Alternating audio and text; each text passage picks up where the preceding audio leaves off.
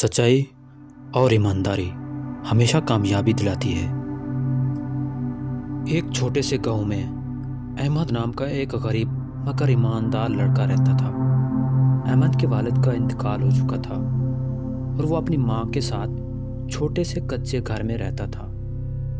احمد روز جنگل جا کر لکڑیاں کاٹتا اور بازار میں سیل کرتا تھا تاکہ اس کا گھر چل سکے۔ ایک دن احمد کو جنگل میں ایک چمکتا ہوا بٹوا ملا جس میں سکے اور نوٹ تھے۔ دل نے کہا کہ بٹوا رکھ لے۔ ماں کی نصیحت یاد آ گئی کہ حرام مال سکون نہیں دیتا۔ احمد نے گاؤں کے چوک میں اعلان کر کے بٹوا لوٹا دیا۔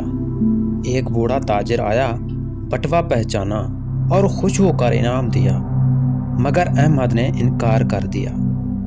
احمد کی ایمانداری سے متاثر ہو کر تاجر نے اسے کام دیا۔ وقت کے ساتھ احمد ایک کامیاب اور باعزت انسان بن گیا۔